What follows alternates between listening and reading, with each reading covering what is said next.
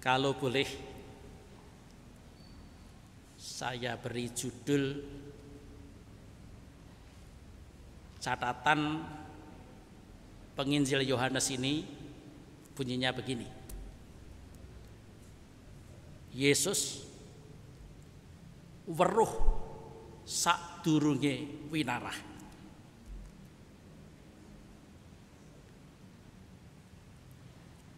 Yesus tahu sebelum semuanya terjadi. Dia tahu akan apa yang akan terjadi.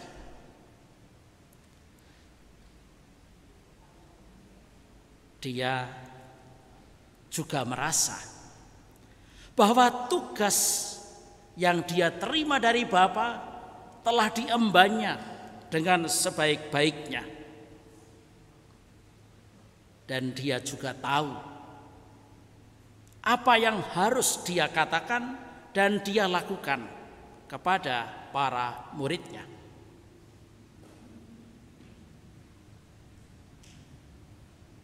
Weruh bukan hanya tahu, tetapi juga merasa dan melihat. Kalau dalam bahasa Yohanes, yang diketahui oleh Yesus itu apa? Saatnya telah tiba. Karena kalau kita cermati cara Yohanes menyusun Injilnya, kata saat itu penting. Kata tahu itu juga berkali-kali diulang.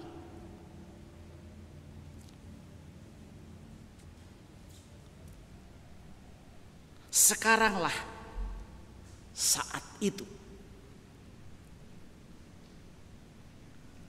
Itulah sebabnya mengapa Yesus di dalam Lukas ayat 4 bab 22 ayat 15 mengatakan, aku rindu untuk makan Paskah bersama-sama dengan kamu.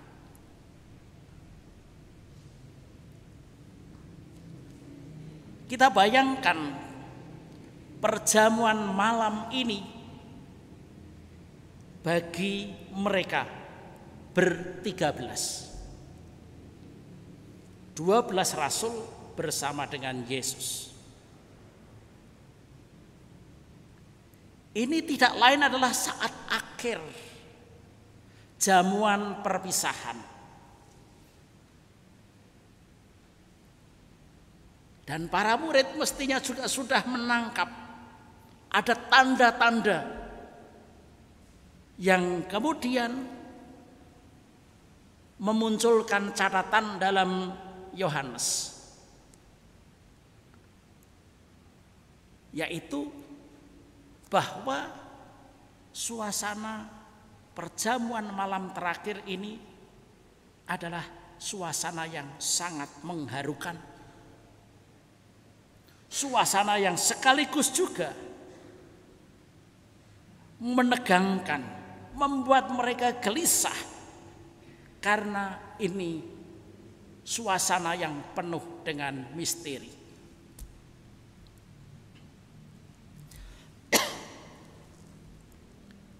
Maka saya juga mengajak Anda bukan memperhatikan bagaimana Yesus membasuh kaki. Apalagi malam hari ini kita untuk kedua kalinya juga belum bisa mengadakan pembasuhan kaki. Saya mengajak Anda untuk mengkontemplasikan peristiwa malam hari ini seperti yang diajarkan oleh Pater Pedro Arupe, salah seorang jenderal Yesuit. Di dalam salah satu surat yang diberi judul Cara Kita Bertindak, di sana Pater Pedro Arupe mengajak kita semua, mari kita renungkan, kita hadirkan diri kita di dalam peristiwa Yesus. Dan khusus pada malam hari ini, karena saat ini saat yang cukup menggelisahkan dan menegangkan, kita cermati bukan apa yang pertama-tama dikatakan, tetapi kalau saya mencoba membayangkan gerak mata Yesus, hal yang tidak dicatat oleh penginjil. Kita bayangkan bahwa Yesus itu memandang 12 muridnya, satu demi satu,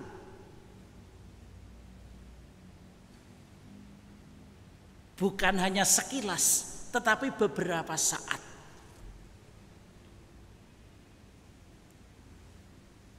Bisa mulai dari Petrus. Kita bayangkan sorot mata Yesus. Dan kalau kita hadir di sana dalam perjamuan itu, kita juga boleh membayangkan Yesus memandang mataku. Sepertinya mau bicara 4 mata.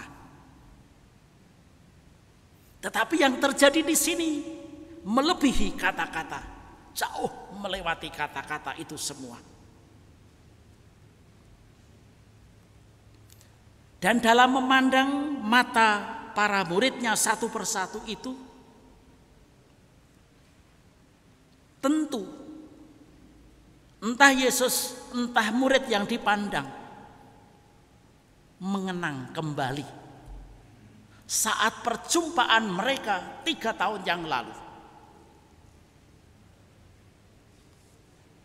Kalau kita cermati catatan penginjil Matius bab 10 ayat 2 sampai 4. Di situ disebutkan urutan para murid begini.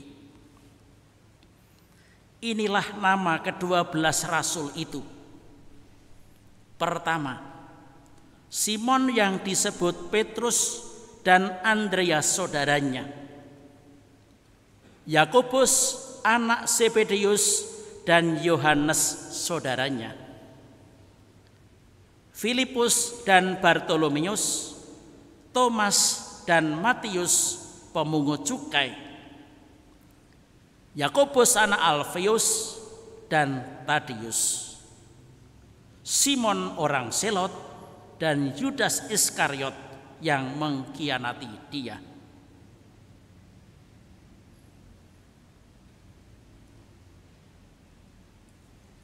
Petrus punya watak sendiri yang berbeda dari teman-temannya. Yakobus dan Yohanes, kita tentu ingat, dia yang dimintakan oleh ibunya untuk duduk di sisi kanan dan kiri Yesus.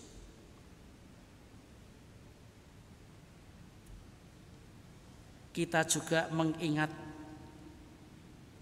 Matius yang dipanggil dari antara para pemungut cukai. Lalu disebutkan 2 nama yang terakhir, Simon orang Selot. Dalam catatan penginjil, Selot itu adalah kelompok orang yang rindu akan kemerdekaan bangsanya. Dan barangkali di sana juga itu tersembunyi motivasi dari para murid dalam mengikuti Yesus tadi. Sementara nama lain, nama yang terakhir, Yudas Iskariot. Mungkinkah pada waktu mata Yesus bertemu dengan mata Yudas, Yudas tahan berpandang-pandangan dengan Yesus? Mungkinkah Ataukah mungkin Yudas Iskariot lalu melengos, tidak tahan terhadap tatapan mata gurunya.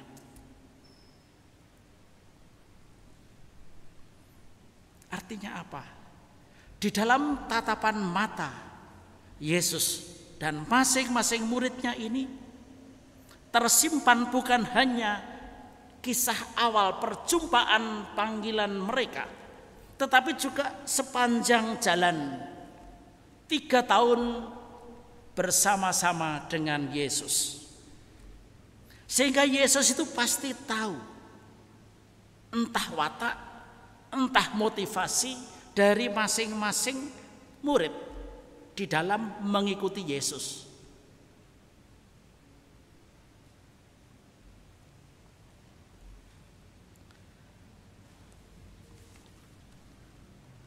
Maka dari itu, kalau kemudian Yesus membasuh kaki para muridnya, dan dia dalam tatapan mata yang terakhir sebelum membasuh tadi, itu dilakukan dalam diam, maka kemudian Yohanes memberikan catatan apa yang dikatakan oleh Yesus kepada para rasulnya. Mengertikah kamu akan apa yang kuperbuat kepadamu?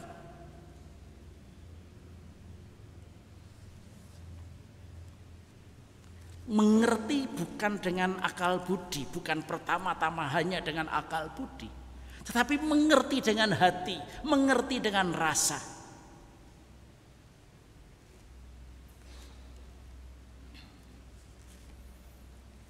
Dan di dalam penginjil Yohanes bab 13 ayat 19 dia mengatakan, aku mengatakannya kepadamu sekarang sebelum hal itu terjadi, supaya jika hal itu terjadi kamu percaya bahwa akulah dia.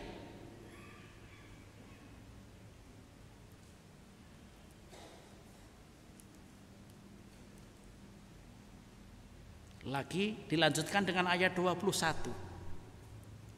Setelah Yesus berkata demikian, ia sangat terharu lalu bersaksi, aku berkata kepadamu, sesungguhnya seorang di antara kamu akan menyerahkan aku. Ini yang tadi saya sebutkan, suasana menegangkan, suasana menggelisahkan. Karena di antara mereka lalu muncul berbagai macam pertanyaan. Apa sesungguhnya maksud dari kata-kata Yesus ini?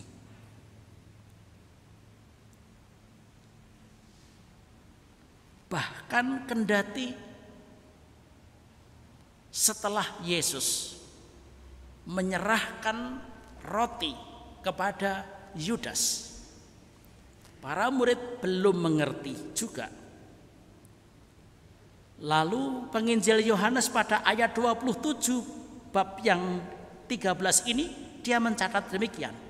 Sesudah Yudas menerima roti itu, ia kerasukan iblis. Maka Yesus berkata kepadanya, apa yang hendak kau perbuat, perbuatlah dengan segera. Sampai pada kata-kata ini pun tidak ada seorang muridnya yang paham sesungguhnya ada apa dengan Yudas. Sesungguhnya apa yang diketahui oleh Yesus yang tadi pada waktu awal dikatakan,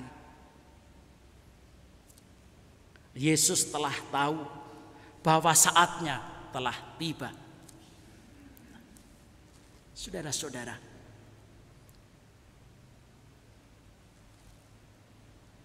masing-masing tatapan mata berbicara melebihi kata-kata. Maka saya mengajak Anda sekalian, nanti Anda sampai di rumah masing-masing, Sekarang fokusnya bukan pada kaki, bukan pada membasuh kaki. Nanti sebelum tidur, saya mengajak Anda yang punya pasangan, sekarang tataplah mata pasangan Anda tanpa berkedip. Nikmati, ingat kembali saat Anda dipertemukan, saat Anda mengucapkan janji perkawinan. Itu adalah saat-saat indah, penuh cinta. Apalagi kalau Anda mengingat kembali bagaimana pasangan Anda dulu berusaha sekuat tenaga untuk mengatakan, sayangku, I love you.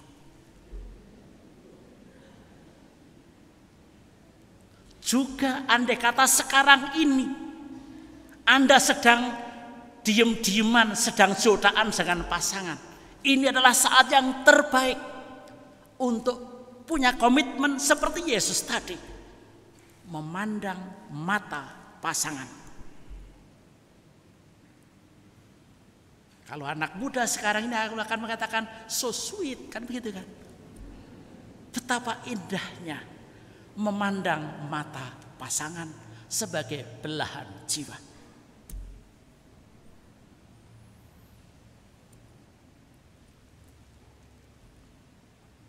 Sesudah Anda meresapkan seluruh kenangan bersama pasangan Anda sebagai ibu memandang mata anak Anda satu demi satu, tanpa kata-kata, hanya memandang dan mencoba memperhatikan suasana hati. Apa yang bergerak dalam hatiku? Apa kira-kira yang bergerak dalam hati anakku atau ayahku atau ibuku? Dan kalau Anda merasa selama sekian tahun ini Anda telah melukai hati anak-anak Anda dengan tatapan mata itu, bagaimana caranya Anda menyampaikan, anakku, aku minta maaf, ampunilah ayahmu, ampunilah ibumu. Di dalam kesederhanaanku, di dalam keterbatasan dan kerapuhanku, sesungguhnya dari hatiku yang terdalam, aku ingin memberikan yang terbaik untukmu dan untuk masa depan. Kalau Anda berhasil mengadakan komunikasi yang sederhana ini, tapi mungkin juga sulit, Anda berhasil, saya kok merasa optimis. Suasana haru penuh cinta itu akan terasa, akan mulai berubah. Tatapan mata Yesus pertama kali pada waktu berjumpa dengan para rasul telah mengubah mereka semua untuk menjadi murid.